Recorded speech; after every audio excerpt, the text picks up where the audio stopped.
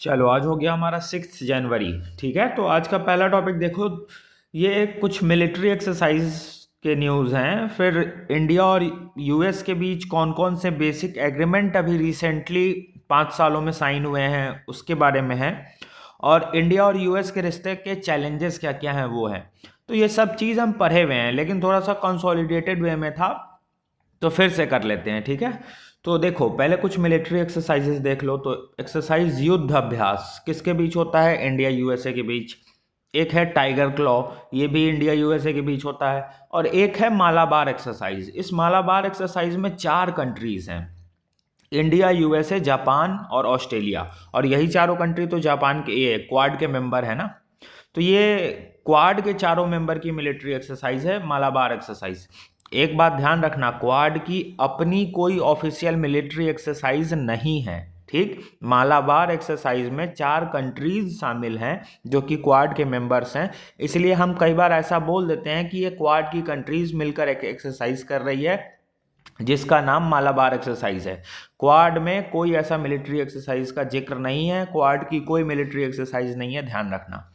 Quad तो official body ही नहीं है और वैसे भी अब डिफंक्ट हो चुका है वो। इंडिया यूएस यूएस के रिश्ते जब से खराब हुए हैं। एक और फैक्ट बताते हैं, इंडिया और सॉरी ये मालाबार एक्सरसाइज जो था ना, ये शुरुआत जब हुआ था तो सिर्फ इंडिया और यूएसए के बीच ही था। बाद में इसमें जापान ज्वाइन हुआ है और अब फिर बाद में ऑस्ट्रेलिया ज्वाइन हुआ है। तो मालाबार एक्सरसाइज शुरुआत में बाइलैटरल एक्सरसाइज ही था इंडिया यूएसए के बीच। धीरे धीरे जापान ऐड हुआ, ऑस्ट्रेलिया ऐड हुआ, ये चारों कंट्री मिलकर मालाबार एक्सरसाइज करते हैं। फिर बोल रहे हैं, ध्यान रखना, क्वाड की अपनी कोई मिलिट्री एक्सरसाइज नहीं है। बस ये 4 कंट्रीज हैं जो सेम क्वाड के मेंबर्स हैं। ये 4 कंट्री एक्सरसाइज कर रहे हैं, इसलिए लोग ऐसा कह देते हैं कि क्वाड के कंट्रीज मिलिट्री एक्सरसाइज कर रहे हैं जिसका नाम मालाबार है। क्वाड की अपनी कोई मिलिट्री एक्सरसाइज नहीं है। ठीक हो गया, ये तो मिलिट्री एक्सरसाइजेस थे। अब कुछ एग्रीमेंट्स देख लो जो अभी हाल फिलहाल में इंडिया और यूएसए के बीच साइन हुए हैं बिफोर कॉन्फ्लिक्ट। कॉन्फ्लिक्ट होने के पहले कौन कौन से एग्रीमेंट साइन हुए थे इंडिया और यूएस के बीच? तो एक इंडस एक्स था, सब हम कर चुके हैं, इंडिविजुअल हम सारा एग्रीमेंट किए हैं। Indus x, India US defence acceleration system, ये 2023 में साइन किया गया था। नाम से ही क्लियर है, डिफेंस एग्रीमेंट की ये बात करता है कि इंडिया यूएस के बीच डिफेंस एग्रीमेंट होगा। India US defence acceleration system, दोनों मिलकर डिफेंस प्रोडक्शन को, डिफेंस मैन्युफैक्चरिंग को एक्सेलरेट करेंगे, उसके रिगार्डिंग ये इंडस एक्स आया था। आईएनडी से इंडिया, यूएस से यूएस, तो इंडस हो गया और x. India US defence acceleration system 2023 में साइन हुआ था, डिफेंस एग्रीमेंट है, ध्यान रखना। फिर एक है लेमुआ, ये तो पुराना है, 2016 का ही है। Logistic exchange memorandum of agreement, ये भी एक तरीके का डिफेंस एग्रीमेंट ही है जो 2016 में साइन हुआ था। फिर एक आता है कॉमकासा, ये 2018 में साइन हुआ था। इसमें communication compatibility and security agreement था, जिसमें यूएसए बोला था कि हम अपनी कम्युनिकेशन टेक्नोलॉजी इंडिया के साथ शेयर करेंगे। Communication compatibility and security agreement 2018 में साइन हुआ था कॉमकासा, जिसमें कम्युनिकेशन टेक्नोलॉजी के शेयरिंग की बात की गई थी। यूएस बोला था कि हम शेयर करेंगे अपनी कम्युनिकेशन टेक्नोलॉजी इंडिया के साथ।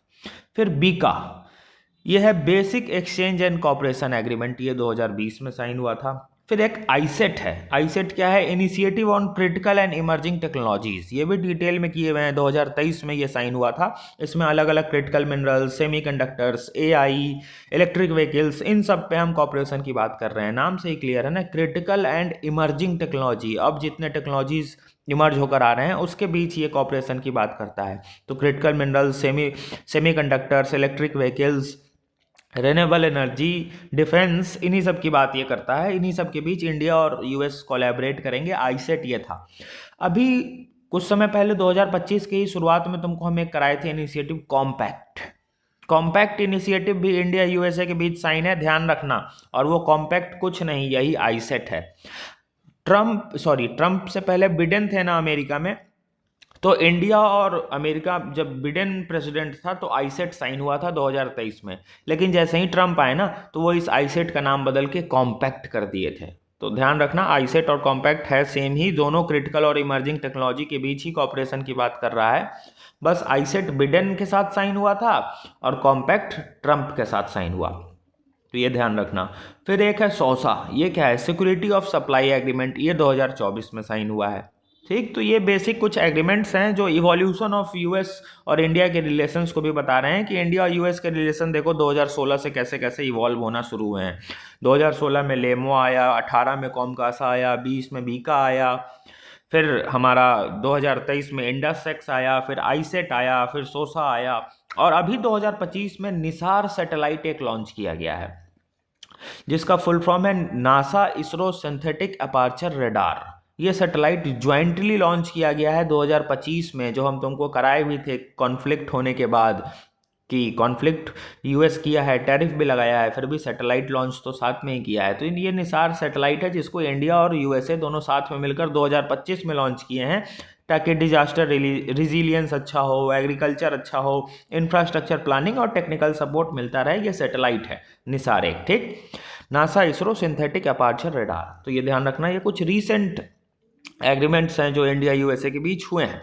अब इंडिया यूएसए के बीच चैलेंजेस क्या क्या हैं? तो चैलेंजेस तो एक ट्रेड डील को लेकर जो डिस्प्यूट हो रहा है, यूएस चाहता था हमसे, इनफैक्ट अभी भी वो चाहता है कि हम उसके कंडीशंस के अकॉर्डिंग एक ट्रेड डील साइन कर ले, उसके शर्तों के आधार पर इंडिया एक ट्रेड डील साइन कर ले यूएसए के साथ। लेकिन उस ट्रेड डील के प्रोविजंस ऐसे हैं ना जो इंडिया के डोमेस्टिक मैन्युफैक्चरर के लिए और इंडिया के लिए नुकसान है, उससे इंडिया को नुकसान करेगा, वो फायदा यूएस को करेगा। इसलिए इंडिया कह रहा है कि हम ट्रेड डील करने के लिए तो तैयार हैं, लेकिन आप जिस कंडीशंस पे ट्रेड डील करवा रहे हैं उस पर हम नहीं करेंगे, क्योंकि उससे इंडिया का फायदा नहीं है, फायदा सिर्फ यूएसए का है, और इंडिया के जो डोमेस्टिक मैन्युफैक्चरर हैं वो बर्बाद हो जाएंगे अगर ये ट्रेड डील साइन होता है तो हुआ ही नहीं, तो वो ट्रेड डील करने का मतलब नहीं है। वैसे हम पहले किए हुए हैं, अगस्त में वो ट्रेड डील हम किए थे डिटेल में, लेकिन वो साइन ही नहीं हुआ, अब तो रिश्ते ही खराब हो गए हैं।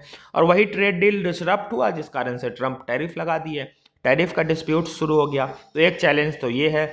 दूसरा चैलेंज है कि इंडिया जो रसिया के साथ इतना क्लोज आ रहा है, रसिया पे इतना डिपेंडेंट है, किसके लिए? ऑयल के लिए और आर्म्स के लिए। 35% के करीब हम तेल अभी रसिया से खरीद रहे हैं, डिफेंस प्रोक्योरमेंट भी हम रसिया से अच्छा खासा कर रहे हैं। इसको लेकर भी यूएस नाराज रहता है, वो कहता है तुम रसिया से नहीं हमसे खरीदो। फिर से तीसरा चैलेंज है, इंडिया को अपना स्ट्रेटेजिक ऑटोनॉमी मेंटेन करना बहुत मुश्किल हो रहा था अभी रिसेंट यूएस के अनप्रिडिक्टेबल एक्शंस के साथ, क्योंकि यूएस इतना अनप्रिडिक्टेबल हो गया था कि वो इंडिया को as a puppet, as a ally treat करता था कि ये तो मेरा एलाई है, हम जो कह देंगे इंडिया को इंडिया वो करेगा। तो इंडिया की स्ट्रेटेजिक ऑटोनॉमी हैम्पर हो रही थी, ये भी एक चैलेंज का कारण है। फिर से ऑपरेशन सिंदूर हुआ ना, तो हम रशियन वेपन से बहुत सारे यूएस के एसेट्स को पाकिस्तान में और यूएस के वेपन को डिस्ट्रॉय किए, जिससे यूएस की आर्म्स की जो लॉबी है ना, उसका ट्रस्ट जो वर्ल्ड पे है वो हैम्पर हुआ।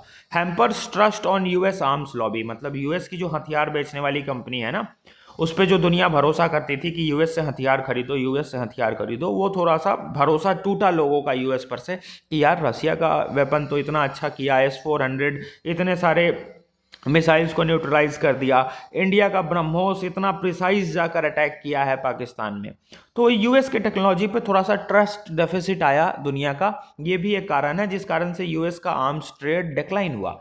तो ये भी एक कारण है जो कि यूएस नाराज रहता है। फिर से क्वाड अब डिफंक्शन हो गया है। 2025 में क्वाड की मीटिंग होने वाली थी, जो तुमको हम बहुत पहले ऑलरेडी जून जुलाई में करा चुके हैं कि ये क्वाड की मीटिंग होगी कि नहीं कोई गारंटी नहीं है, और नहीं हुई। 2025 खत्म हुआ, क्वाड की मीटिंग नहीं हुई। एक ना होने का मात्र कारण है इंडिया यूएस के खराब रिश्ते, बस। इमिग्रेशन और वीज़ा इशूज़, H-1B वीज़ा अभी कराए थे ना, ब्रेन ड्रेन, H-1B वीज़ा और इमिग्रेशन, इन सब को भी लेकर इंडिया और यूएस के रिश्ते ठीक नहीं चल रहे हैं। इमिग्रेशन रूल्स को बहुत स्ट्रिक्ट कर रहा है यूएस, H-1B वीज़ा पर रिस्ट्रिक्शंस लगा रहा है। तो अलग अलग ये सब चैलेंजेस हैं जो इंडिया यूएस के रिश्ते में आ रहे हैं, और ये सारे चैलेंजेस को हम डीप में देखे हुए हैं, बस एक जगह आज कंसोलिडेट करके पॉइंट वाइज क्लियर करती हैं। और पेपर में बस ये एग्रीमेंट्स थे कि इंडिया और यूएस के रिश्ते कैसे इवॉल्व हुए हैं, ठीक। तो ये हमारा पहला टॉपिक का कहानी था। दूसरा टॉपिक यार रिपीटेड है, वही दिल्ली का एयर पॉल्यूशन, वही एयर क्वालिटी इंडेक्स, वही CAQM और वही नेशनल ग्रीन ट्रिब्यूनल। लेकिन चलो नेशनल ग्रीन ट्रिब्यूनल फिर से देख लो, अभी तो हम शायद जब से वीडियो डालना पहली बार शुरू किए हैं 15 दिसंबर को ही दिल्ली का एयर पॉल्यूशन, CAQM और एयर क्वालिटी इंडेक्स देखो यूट्यूब पे डाला होगा, पहला वीडियो करंट अफेयर का जो हम यूट्यूब पे डाले थे उसी का पहला टॉपिक ही वही है, दिल्ली का एयर पॉल्यूशन। पहले कितना रिपीटेड है वो तो छोड़ दो, अभी 15 दिसंबर को कराए हुए हैं। लेकिन नेशनल ग्रीन ट्रिब्यूनल के बारे में फिर से देख लो, तो ये 2010 में स्टैब्लिश हुआ था, कैसे एस्टेब्लिश हुआ था, तो एनजीटी एक्ट से, नेशनल ग्रीन ट्रिब्यूनल एक्ट से ये एस्टेब्लिश हुआ था 2010 में, और इसकी हेडक्वार्टर दिल्ली है। ये क्वासी जुडिशियल बॉडी है, ध्यान रखना, जितने ट्रिब्यूनल्स होते हैं वो क्वासी जुडिशियल बॉडी होते हैं, ये हम पॉलिटी में पढ़ते हैं। हेडक्वार्टर इसका दिल्ली है। इसके अलग अलग रीजनल बेंचेस भी हैं, जैसे भोपाल में भी इसकी ब्रांच है, पुणे, कोलकाता, चेन्नई में भी इसकी ब्रांच है। अब हम देखें कि नेशनल ग्रीन ट्रिब्यूनल दुनिया में है कहाँ कहाँ, किस किस देश में है। तो अमोंग डेवलपिंग नेशन, जितने भी डेवलपिंग नेशन है उसमें इंडिया पहला कंट्री है। और पूरे दुनिया की अगर हम बात कर ले, क्योंकि पूरे दुनिया में तो डेवलपिंग और डेवलप्ड दोनों दुनिया है, सिर्फ डेवलपिंग तो है नहीं, तो सिर्फ डेवलपिंग वर्ल्ड की बात करेंगे तो इंडिया पहला देश है जो एनजीटी एस्टैब्लिश किया है, नेशनल ग्रीन ट्रिब्यूनल एस्टैब्लिश किया है। और अगर पूरी दुनिया की बात करें तो पूरी दुनिया में इंडिया तीसरा कंट्री है जो नेशनल ग्रीन ट्रिब्यूनल बनाया है, जो एक डेडिकेटेड बॉडी है जो इन्वायरमेंट रिलेटेड केसेस को देखती है। तो बाकी दो कौन है, ऑस्ट्रेलिया और न्यूजीलैंड, और दो कंट्रीज हैं जिन्होंने नेशनल ग्रीन ट्रिब्यूनल को बनाया है। इंडिया तीसरा कंट्री बना जो इन्वायरमेंट रिलेटेड एक स्पेशल ट्रिब्यूनल बना दिया जो इन्वायरमेंट के सारे केसेस को देखेगा। अब इंडिया में जो नेशनल ग्रीन ट्रिब्यूनल बना है ना, वो उसके लिए एक मैंडेटरी है कि उसको जितने भी इन्वायरमेंट डिस्प्यूट्स हैं 6 महीना के अंदर उसको सॉल्व करने होंगे। मान लो आज कंप्लेन फाइल हुआ तो आज से 6 महीना के अंदर ये डिस्प्यूट सॉल्व होना चाहिए, ऐसा मैंडेट है एनजीटी में। इसके मेंबर्स कौन कौन होते हैं, तो एक चेयरपर्सन होगा, और चेयरपर्सन कौन होगा, जो सुप्रीम कोर्ट का जज और हाई कोर्ट का चीफ जस्टिस होने के लायक हो, वहां से रिटायर्ड हो, वो इसका चेयरपर्सन होगा। जुडिशियल मेंबर इसके होते हैं 10 से 20, एक्सपर्ट मेंबर होते हैं 10 से 20, मतलब 10 तो मिनिमम होंगे ही होंगे, 20 से ज़्यादा नहीं होने चाहिए। और ये एग्जैक्ट कितने होंगे ये central government time to time notify करती है।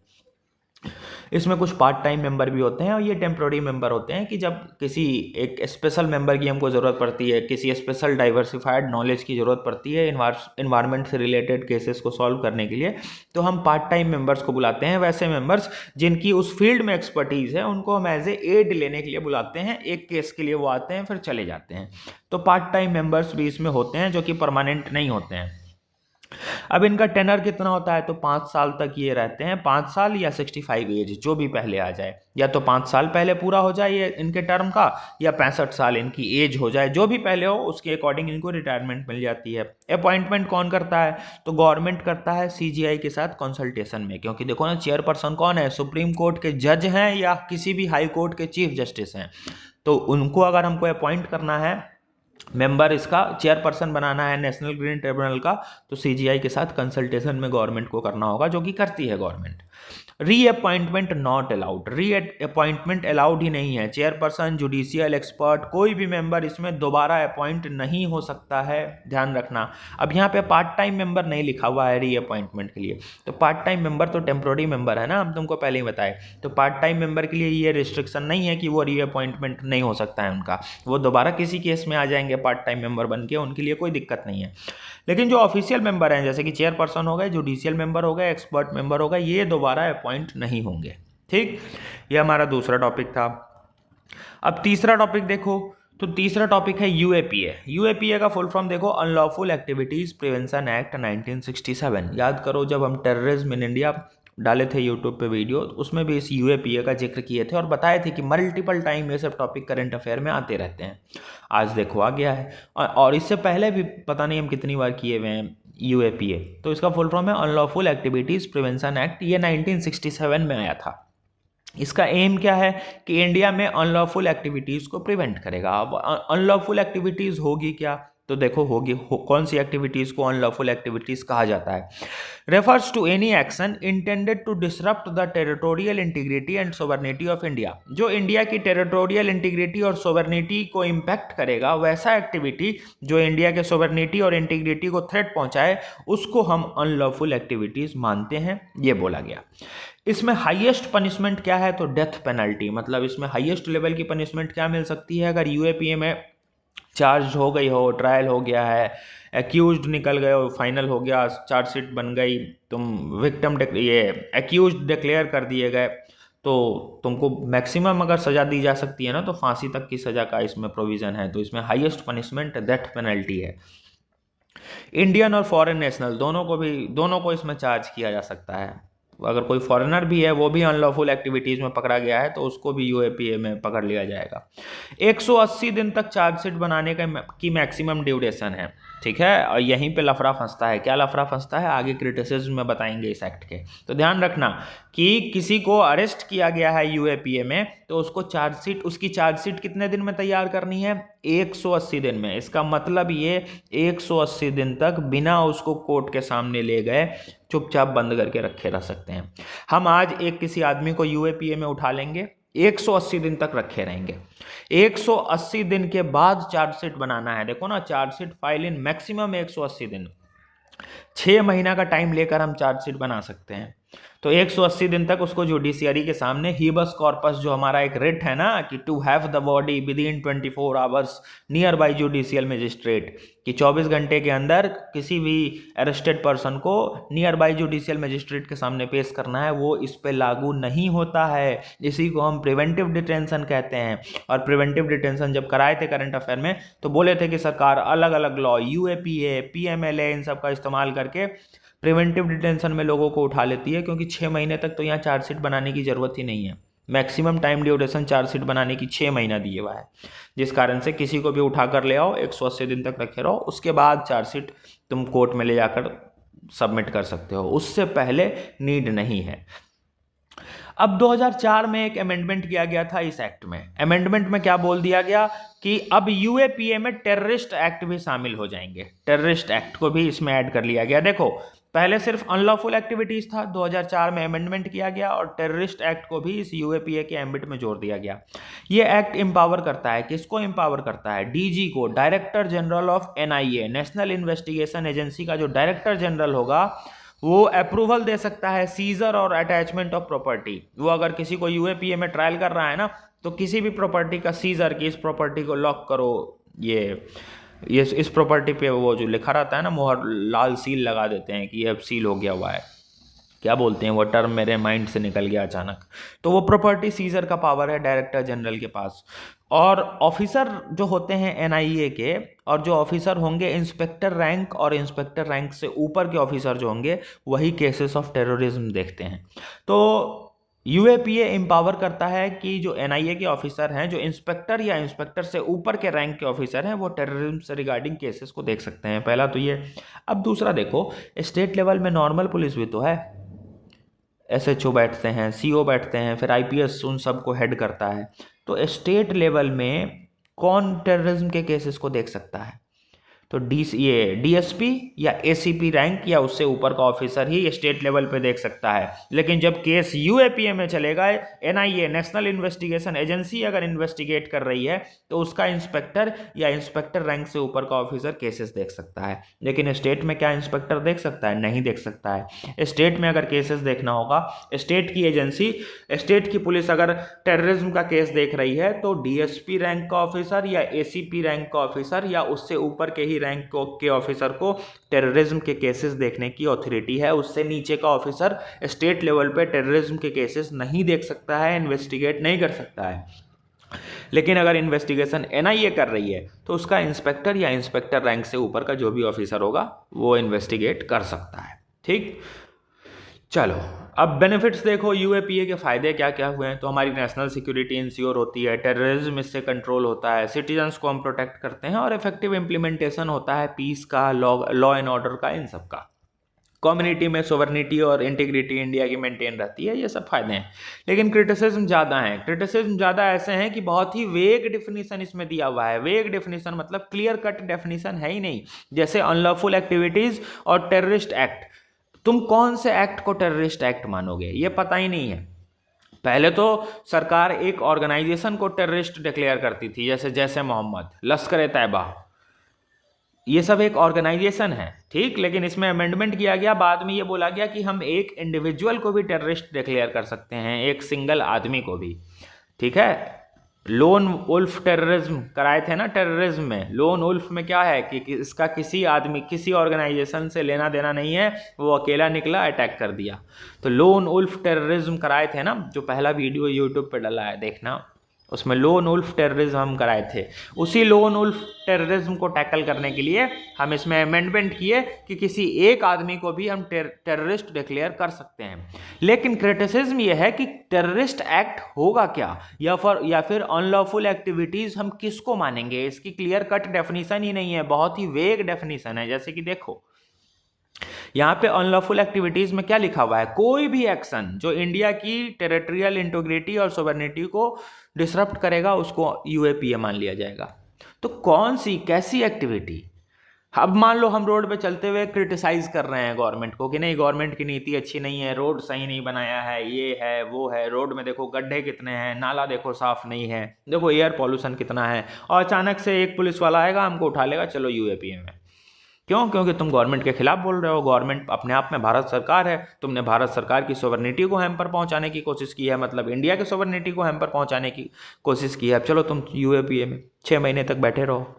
तो ऐसे मिसयूज होता है। क्यों? क्योंकि क्लियर डेफिनेशन नहीं है कि अनलॉफुल एक्टिविटीज माना किसको जाएगा, कौन से एक्टिविटी से कैसे हैम्पर हो रहा है टेरिटोरियल इंटीग्रिटी और सोवरेनिटी इंडिया का, ये क्लियर बताया ही नहीं है। टेररिस्ट एक्ट को भी क्लियर डिफाइन नहीं किया है। और जब टेररिज्म हम तुमको करा रहे थे तो तुमको हम बताए थे कि पूरे दुनिया में टेररिज्म की आज तक ग्लोबल एक्सेप्टेड कोई डेफिनेशन ही नहीं है, तो वो भी क्रिटिसिज्म एक है। तो वेग डेफिनेशन है जिसमें टेररिस्ट एक्ट और अनलॉफुल एक्टिविटीज होंगे क्या ये क्लियरली डिफाइन ही नहीं है, जिससे कि आर्बिट्ररी इंटरप्रिटेशन हम लॉ का कर देते हैं, सरकार कर देती है मिसयूज करने के लिए। जैसे कि देखो ना, हम तो नॉर्मली रोड पे चल रहे थे, जो रोड पे गड्ढे दिख रहे हैं उसके लिए सरकार को डीएम को क्रिटिसाइज कर रहे थे, जो नाले गंदे दिख रहे हैं, जो ड्रेनेज प्लानिंग है वो अच्छा नहीं दिख रहा है, नाला पूरा ब्लॉक्ड है, रोड पे पानी नाले का आ रहा है, हम उसको क्रिटिसाइज कर रहे थे। हम तो एयर पॉल्यूशन, हवा साफ नहीं है, उसको क्रिटिसाइज कर रहे थे। हम तो ट्रैफिक जाम इतना लग रहा है उसको क्रिटिसाइज कर रहे थे। लेकिन उठा लिए गए किस बात पे, कि तुम भारत सरकार की इमेज को गंदा करने की कोशिश कर रहे हो, भारत सरकार मतलब इंडिया, तुमने इंडिया की सोवरेनिटी को हैम्पर किया। ऐसे इंटरप्रेट करके हमको अनलॉफुल एक्टिविटीज में ट्रायल करा लेगा सरकार, अगर चाहेगा तो ये कब हुआ, जब हमारे पास अनलॉफुल एक्टिविटीज़ की कोई क्लियर डेफिनेशन ही नहीं है। इससे हम मनमाने तरीके से अनलॉफुल एक्टिविटीज़ को किसी भी तरीके से इंटरप्रेट करके किसी को धरना है तो उठा लेते हैं। सीधी सी बात, वेग डेफिनेशन यही कहता है। दूसरा, मिसयूज ऑफ पावर। सरकार मिसयूज ऑफ पावर करती है। कोई अगर हेल्दी क्रिटिसिज्म सरकार का कर रहा है, सरकार को क्रिटिसाइज कर रहा है अपने freedom of speech and expression का यूज़ करके, हेल्दी क्रिटिसिज्म कर रहा है, मतलब जहाँ पे सही में क्रिटिसिज्म की नीड है, गवर्नमेंट को क्रिटिसाइज हम भी अपने आंसर में करते हैं ना, तो जहाँ जहाँ क्रिटिसिज्म की नीड है वहीं पे क्रिटिसिज्म वो कर रहा है, कोई उसमें अनइथिकल या फिर अनलॉजिकल बात नहीं है। जितने भी उसके क्रिटिसिज्म है सब एविडेंस बेस्ड हैं, तब तो उसका अधिकार है। 19(1) सब क्लॉज है में freedom of speech and expression, तुम बिल्कुल बोल सकते हो, सही बात, उसको कोई नहीं रोक सकता है। लेकिन इसी में सरकार मिसयूज ऑफ पावर करती है, यूएपीए में उठा लेती है उसको। जैसे ही उठा ली, 180 दिन तक तुम जेल में बैठे रहो और तुम्हारा 19(1)A freedom of speech and expression suppress हो गया। तो ये मिसयूज ऑफ पावर भी होता है। इसमें ट्रांसपेरेंसी है ही नहीं। देखो ना, कहाँ ट्रांसपेरेंसी है। चुपचाप आएंगे, कोई उठा के तुमको ले जाएंगे, तुमको बताएंगे भी नहीं, कि तुमको हम क्यों उठा रहे हैं। क्योंकि प्रिवेंटिव डिटेंशन, जब तुमको हम फंडामेंटल राइट का भी रिवीजन कराएंगे, पॉलिटी शुरू कर दिया है ना, तो उस प्रिवेंटिव डिटेंशन वाले आर्टिकल में ही ये लिखा हुआ है कि अगर बात नेशनल सिक्योरिटी की हो, इंडिया की सोवरेनिटी की हो, तब ग्राउंड्स ऑफ अरेस्ट को प्रिवेंटिव डिटेंशन में बताना जरूरी नहीं है। ये हमारे कॉन्स्टिट्यूशन में लिखा हुआ है, फंडामेंटल राइट में, कि बात अगर नेशनल सिक्योरिटी, इंडिया की सिक्योरिटी, इंडिया के सोवरेनिटी की हो, तब अगर आप किसी को प्रिवेंटिव डिटेंशन में उठा रहे हैं तो उसको ग्राउंड्स ऑफ अरेस्ट बताने की ज़रूरत नहीं है। हालांकि सुप्रीम कोर्ट ने बोला है कि ग्राउंड्स ऑफ अरेस्ट बताना मैंडेटरी है, even in preventive detention, PMLA, UAPA सब में। लेकिन कॉन्स्टिट्यूशन में ही वो बात लिखी गई है प्रिवेंटिव डिटेंशन वाले आर्टिकल में, कि अगर नेशनल सिक्योरिटी और सोवरेनिटी की बात है तो ग्राउंड्स नहीं डिक्लेयर किए जाएंगे, ऐसा सरकार कर सकती है। तो ये ट्रांसपेरेंसी की दिक्कत है कि ट्रांसपेरेंट है ही नहीं कि क्यों अरेस्ट हुआ और कितने दिन तक। 180 दिन तक कोई इंसान बैठा हुआ है और 180 दिन के बाद मान लो चार्जशीट फाइल हुई और वो इनोसेंट निकला, उसके खिलाफ कोई प्रूफ नहीं मिला, जुडिशियरी उसको रिलीज कर दी, तब तो उसका 180 दिन बर्बाद कर दिया तुमने। 180 दिन उसका फंडामेंटल राइट, ह्यूमन राइट सबको टॉर्चर कर दिया। 180 दिन में वो अपने ज़िंदगी में कितना आगे बढ़ सकता था? 6 महीना हो गए ना। तो इस कारण से ये लैक ऑफ ट्रांसपेरेंसी है। फिर से इम्पैक्ट ऑन सिविल लिबर्टीज़ भाई, इंसानों के राइट्स पे, बेसिक फ्रीडम पे, उनके ह्यूमन राइट्स पे इम्पैक्ट आता है। स्ट्रिक्ट बेल प्रोविज़न, बेल का बड़ी स्ट्रिक्ट प्रोविज़न है। यूएपीए में अगर धर लिए गए हो तो बेल मिलेगा ही नहीं, पीएमएलए में अगर अरेस्ट हुए हो तो बेल मिलेगा ही नहीं। ठीक, सुप्रीम कोर्ट का एक नोशन है कि bail is a rule, jail is a exception, लेकिन इन सब एक्ट में कुछ नहीं होता है भैया, बेल मिलता ही नहीं है। ठीक, जल्दी नहीं मिलती है बेल। और पीएमएलए में तो, prevention of money laundering act में तो बर्डन ऑफ प्रूफ एक्यूज्ड पे होता है कि भैया तुम साबित करो कि तुम निर्दोष हो, तभी तुमको बेल मिलेगा। जैसे कि देखो, नॉर्मल कोर्ट चल रहा है, केस हो रहा है, केस लड़ रहे हैं लोग, तो एक डिफेंडर होता है, एक प्रोसिक्यूटर होता है। मान लो हम आरोपी हैं, तो मेरे तरफ से जो वकील केस लड़ेगा वो डिफेंडर होगा, हमको डिफेंड करेगा। और एक होता है प्रोसिक्यूटर, जो उस डिफेंडर के बात को, मेरे डिफेंडर वकील के बात को गलत साबित करेगा कि नहीं नहीं, गुनाह तो इसी ने किया है, तो वो मुझे प्रोसिक्यूट करेगा, वो मुझे प्रोसिक्यूट करने के लिए सबूत ला कर देगा। और जो डिफेंडर होगा वो मेरे सपोर्ट में सबूत ला कर देगा कि नहीं, हम गलत नहीं है। ठीक, तो ये लड़ाई चलती रहती है। अब मान लो हमने बेल पिटीशन फाइल किया कि हमको बेल चाहिए, बेल हम फाइल किए हैं ना, तो नॉर्मल केसेस में वो प्रोसिक्यूटर की जिम्मेदारी है कि वो ऐसा सबूत लाकर जुडिशियरी को दिखाए जिससे जुडिशियरी कन्विंस हो जाए कि नहीं, इसको बेल नहीं दिया जा सकता है, आरोपी तो यही है। लेकिन जब पीएमएलए में मुकदमा दर्ज होता है ना, तो उस प्रोसिक्यूटर की कोई जिम्मेदारी नहीं है। अगर हम बेल मांग रहे हैं ना, तो भैया हम ही प्रूफ दिखाएंगे कि देखिए इतने तारीख को हम यहाँ बच के यहाँ पे थे, ऐसे थे, मेरा वहाँ कोई लेना देना नहीं है, हम निर्दोष हैं, हमको बेल दीजिए।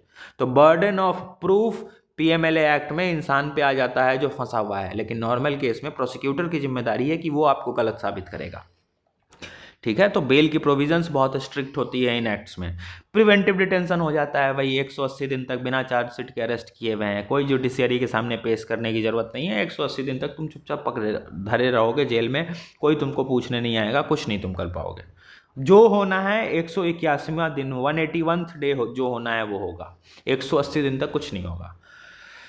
लिमिटेड जुडिशियल ओवरसाइट, देखो ना, 180 दिन तक जुडिशरी का कोई ओवरसाइट ही नहीं है। डिलेड ट्रायल, इसमें ट्रायल भी जल्दी नहीं होता है, डिलेड जुडिशरी हम पढ़ते ही हैं, और ट्रायल भी बड़ा डिलेड चलता है, तो ये सब इसका क्रिटिसिज्म है। अब वे फॉरवर्ड बता दो कि भैया यूएपीए को फिर से अमेंड करो, होलिस्टिक डेफिनेशन डालो सबकी, ताकि आर्बिट्ररी तरीके से सरकार मनमाने तरीके से इंटरप्रेट ना कर सके लॉ को। जुडिशियल ओवरसाइट को मजबूत करो, ट्रांसपेरेंसी लाओ, इंडिविजुअल राइट को प्रोटेक्ट करो, कैपेसिटी बिल्डिंग करो। कैपेसिटी बिल्डिंग में जो ऑफिसियर्स हैं एनआईए के, इन सबको ट्रेनिंग वगैरह दो, ताकि वो अपनी रिस्पॉन्सिबिलिटी से काम करे, इथिकल होकर काम करे। साथ ही साथ एक इंडिपेंडेंट रिव्यू मैकेनिज्म हम सेटअप कर सकते हैं कि वो प्रिवेंटिव डिटेंशन या यूएपीए, पीएमएलए, ये सब जो एक्ट हैं, इन सब में जो भी मुकदमा दर्ज हुआ है, इसका एक इंडिपेंडेंट रिव्यू मैकेनिज्म हो, ताकि फेयर ट्रायल इन सब में चले।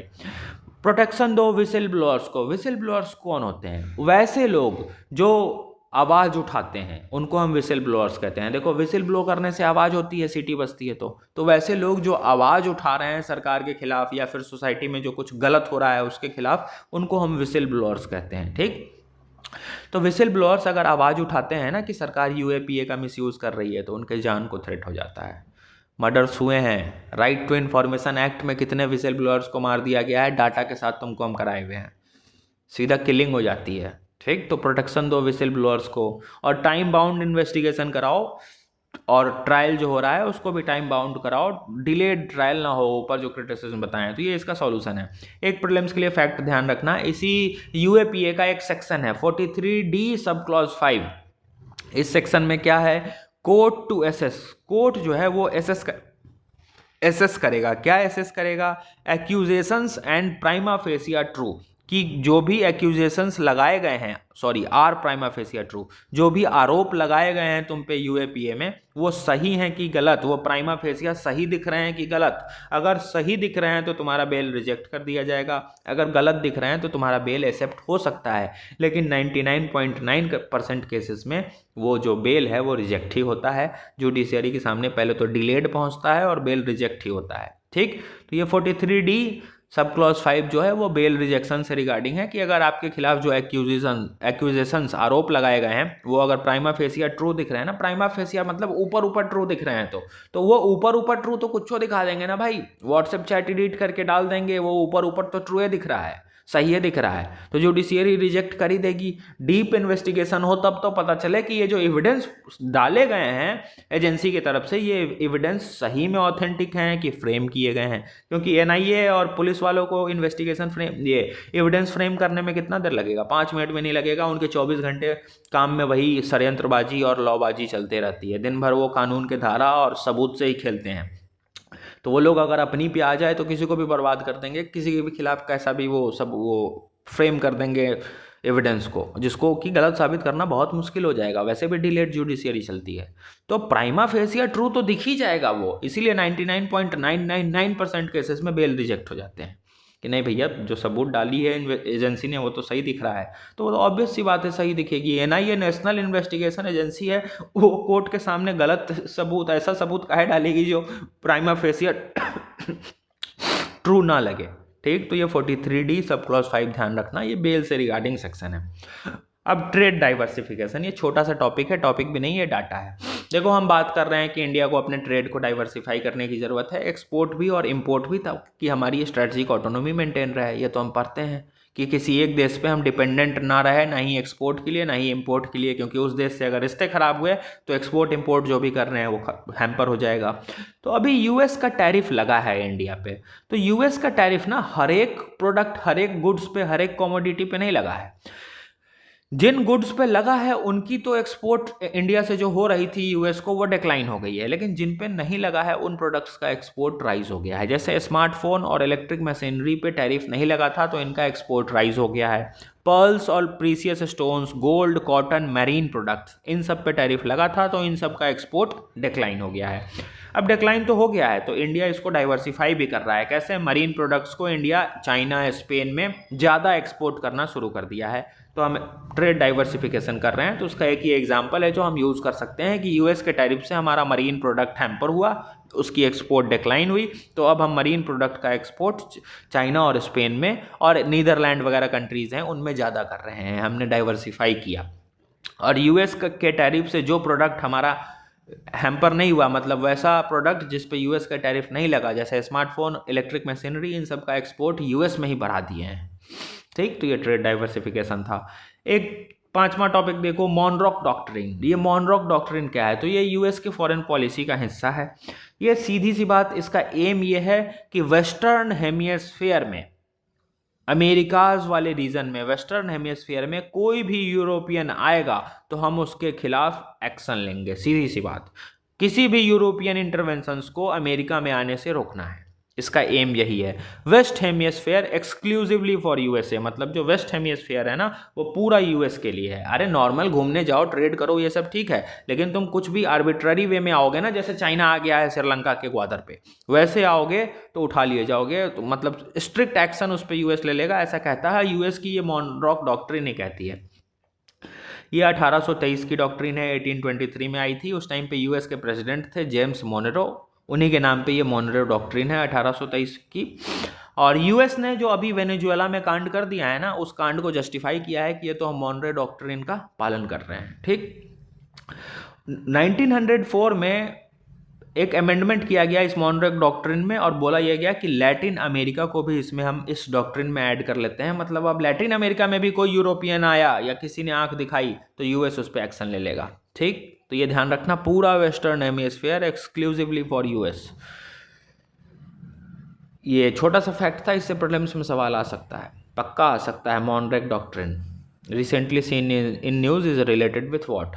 छठा टॉपिक देख लो यार, ये रिपीटेड कहानी है, हर साल दिसंबर जनवरी महीने में आता है, क्योंकि इसी टाइम पे ऑलिव रिडले टर्टल्स उड़ीसा में अंडा देने आते हैं। वो मास नेस्टिंग करते हैं, मतलब ग्रुप में हजारों के संख्या में सी टर्टल्स, ऑलिव रिडले सी टर्टल्स आते हैं और वो एग्स को ले करते हैं। तो ये जो मास नेस्टिंग करते हैं ना, इसके लिए एक टर्म यूज़ किया जाता है अरीबाडा। तो arribada recently seen in news is related with what, तो ध्यान रखना ऑलिव रिडले टर्टल्स के मास नेस्टिंग से ये रिलेटेड है। और मेनली ये उड़ीसा के गहीरमथा सेंचुरी पे आते हैं और वहीं पे आकर अंडा देते हैं। सबसे ज़्यादा मठा सेंचुरी पे ही वो उड़ीसा के आते हैं। ये एक जगह है, साथ में ये ऋषिकुल्या रिवर है, फिर से देवी रिवर का जो माउथ है जहाँ से वो रिवर शुरू हो रही है, वहाँ पे भी आते हैं, लेकिन सबसे ज़्यादा उड़ीसा के गहीरमथा सेंचुरी पे आते हैं। अब ऑलिव रिडले सी टर्टल्स जो है ना, वो वन ऑफ द स्मॉलेस्ट और मोस्ट अबंडेंट हैं, सब मतलब one of the smallest C turtles में आते हैं और मोस्ट अबंडेंट, मतलब इनकी पॉपुलेशन अभी ठीक ठाक है, इन पर कोई खतरा नहीं है अभी। कहाँ कहाँ देखने को मिलेंगे? तो इंडियन पैसिफिक और अटलांटिक ओशन में ये हमको देखने के लिए मिल जाते हैं। IUCN स्टेटस इसका वल्नरेबल है, हम बोले ना कोई खतरा नहीं है, अच्छी खासी स्पीसीज है इनकी। अब ये ओशन में रहते ओशन में है, ध्यान रखना, लेकिन बीचेस पे आते हैं नेस्टिंग के लिए, तो सैंड पर आकर ही ये अंडा देते हैं। से बाहर निकलते हैं और जो बीचेस वाला रेत होता है ना, बालू, सैंड, उस पे आकर ये नेस्टिंग करते हैं, वहीं पे एग्स को ले करते हैं और ये एक बार में 100 अंडे को ले कर सकते हैं। फीमेल्स की मैच्योरिटी 12 से 15 साल में आती है। और टेम्परेचर डिपेंडेंट सेक्स डिटर्मिनेशन, एक स्टडी हुआ था जिसमें ये बताया गया कि जैसे जैसे ग्लोबल वार्मिंग बढ़ रहा है तो जो बीचेस हैं, जो रेत हैं, जो बालू हैं, उसका टेम्परेचर भी बढ़ रहा है, बालू गर्म हो रहा है, तो जब वो अंडा देते हैं तो वो बालू में ही देते हैं, रेत में ही देते हैं, सैंड पे ही देते हैं। तो सैंड अब गर्म हो रहा है green house gas emission, global warming के कारण, एक्सट्रीम हीट के कारण। तो एक रिसर्च ये बताता है कि ऑलिव रिडले टर्टल्स का जो सेक्स डिटर्मिनेशन होता है ना, वो टेम्परेचर पे होता है। कैसे? वो अंडे दिए, अंडे बालू पे रखे हैं, अगर बालू बहुत ज़्यादा गर्म है तो ज़्यादा फीमेल्स के जन्म होने की संख्या, पॉसिबिलिटी ज़्यादा है। इस कारण से फीमेल्स की परसेंटेज ऑलिव रिडले में ज़्यादा बढ़ रही है। मेल्स रहेगा ही नहीं, सिर्फ फीमेल्स ही रहेंगी, तब तो इनस्टेबिलिटी आ जाएगी ना, फिर इनकी पॉपुलेशन आगे बढ़ ही नहीं पाएगी। तो warm sand produce more female, ध्यान रखना, ये स्टडी कहती है। ये एक इंडिकेटर स्पीसीज है। इंडिकेटर स्पीसीज मतलब ये अगर कहीं पे प्रेजेंट हैं, उस इन्वायरमेंट में प्रेजेंट है, तो उस इन्वायरमेंट में सब चीज़ अच्छा चल रहा है, पॉल्यूशन नहीं है उस इन्वायरमेंट में, ये उस चीज़ को इंडिकेट करते हैं। इंडिकेटर स्पीसीज सीधा मतलब उसके प्रेजेंस से इंडिकेट हो जाता है कि वो इन्वायरमेंट अभी ठीक है, वहाँ पॉल्यूशन की दिक्कत नहीं है। इंडिकेटर मतलब यही होता है। और वो इंडिकेट क्या कर रहे हैं कि हाँ अभी मैं यहाँ सर्वाइव कर रहा हूँ, मतलब इन्वायरमेंट ठीक है। तो उनका सर्वाइवल हमको ये बता देता है कि नहीं, ऑलिव रिडले टर्टल्स अगर समुद्र में है, समुद्र का अभी पॉल्यूशन टेम्परेचर ठीक ठाक है, तभी ये यहाँ पे हैं। तो ये इंडिकेटर स्पीसीज है, इंडिकेट करते हैं क्या, एनवायरमेंट सस्टेनेबिलिटी, जिस भी एनवायरमेंट में ये रहते हैं। अब उड़ीसा में एक ऑपरेशन ओलिविया चलाया जाता है, operation Olivia, to protect olive ridley turtles. जो इस टाइम पे वो मास नेस्टिंग के लिए आते हैं ना, तो अभी ऑपरेशन ओलिविया लॉन्च हो गया होगा, उड़ीसा में चल रहा होगा, हर साल होता है ये, ठीक। तो ये था आज का करंट अफेयर हमारा। इसके रिगार्डिंग जो भी क्वेश्चंस बनेंगे बनेंगे ही बनेंगे। यूएपीए से क्वेश्चन बनेगा, यूएस के चैलेंज से क्वेश्चन बनेगा पहले टॉपिक से। तो ये जो बनेगा वो तुमको हम भेजते हैं, 1-2 रिपीटेड टॉपिक, वही artificial intelligence, misinformation, disinformation, तो कर करके थक गया आदमी, क्या करे उसको। ठीक, तुम लोग आंसर लिख लेके भी थक गए होगे, अब तो आर्टिफिशियल इंटेलिजेंस देख के मन पक जाता होगा। 5-6 बार तो लिख चुके होगा, इवन जो दिसंबर से करना शुरू किए हैं वो 3 बार लिख चुके होंगे आर्टिफिशियल इंटेलिजेंस पे, और जो पुराने हैं उनका तो 10 बार हो ही गया होगा पूरा। ठीक है, अब हम पहले से लिखवा रहे हैं। 2025 में देखो ना, एआई से क्वेश्चन भी आया हुआ है, तो ऐसा नहीं है कि 2026 में नहीं आएगा। वो डायमेंशन बदल देंगे, एआई से अलग किसी डायमेंशन पे पूछ देंगे, एसए में एआई से पूछ देंगे, तो वो इंपॉर्टेंट टॉपिक है, बर्निंग टॉपिक है। ठीक, चलो, तो ये आज का करंट अफेयर हो गया, भेजते हैं, चलो टेक केयर।